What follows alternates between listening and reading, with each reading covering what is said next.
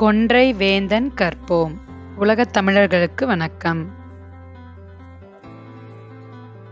இன்னைக்கு நம்ம கொன்றை வேந்தன்ல பகர வருக்கம் பா முதல் போ வரைக்கான அர்த்தத்தோட பார்க்க போறோம். வாங்க பார்க்கலாம். பண்ணிய பயிரில் புண்ணியம் தெரியும். புண்ணியம் அப்படின்னா ஒருவர் செய்யக்கூடிய நல்ல காரியங்கள் எல்லாம் புண்ணியமா சேரும். அவங்களோட விளைச்சலை பார்த்தாலே, பயிர் எந்த அளவுக்கு விளைஞ்சு நிக்குது அப்படிங்கிறத பார்த்தாலே அவங்க செஞ்ச புண்ணியம் தெரியும்.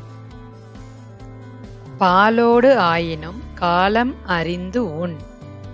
எவ்வளவு சிறந்த சாப்பாடா இருந்தா கூட அது எப்ப சாப்பிடணும் அப்படின்னு இருக்கோ அப்பதான் அந்த உணவை சாப்பிடணும். பாலால் ஆன உணவா இருந்தா கூட அதை சாப்பிட வேண்டிய நேரத்துல சாப்பிட்டாதான் உடம்புக்கு நல்லது. பிறன்மனை புகாமை அறம் என தகும். அடுத்தவங்களோட வீட்டில் இருக்கக்கூடிய எந்த பொருளுக்கும் நம்ம ஆசைப்படாம இருக்கிறது தான் சிறந்த அறம். குறிப்பா அடுத்தவன் மனைவியை விரும்பாம இருக்கிறது, அதுதான் சிறந்த அறம். பீரம் பேனில் பாரம் தாங்கும். எந்த குழந்தைகள்லாம் தாய்ப்பால் குடிச்சு வளருதோ அந்த குழந்தைகள் தான் பலமோட இருக்கும்.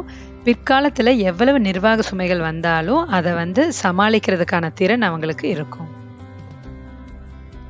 புலையும் கொலையும் களவும் தவிர்.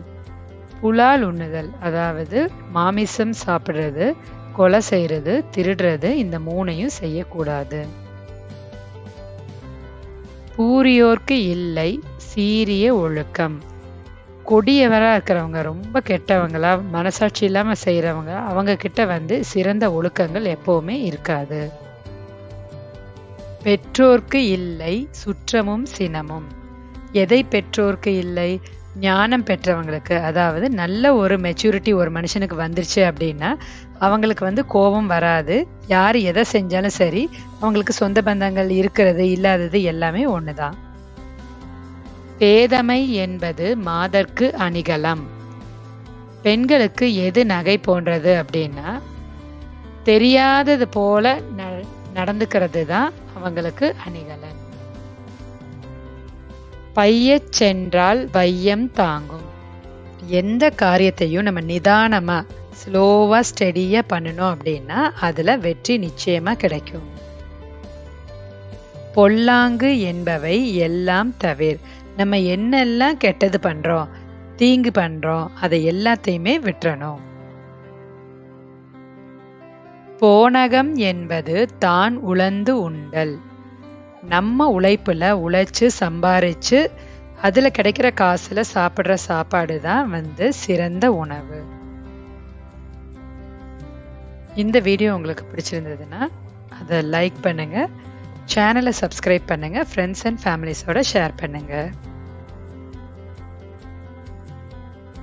சித்திரமும் கைப்பழக்கம் செந்தமிழும் நாப்பழக்கம். இந்த வீடியோ உங்களுக்கு பிடிச்சிருந்தது அப்படின்னா உங்க குழந்தைங்க அதை அழகா இந்த பாட்டை சொல்றாங்க அப்படின்னா அதை ஆடியோவை பதிவு பண்ணி பைந்தமிழ்பழகு@gmail.com அனுப்பி என் கூட ஷேர் பண்ணுங்க. நன்றி.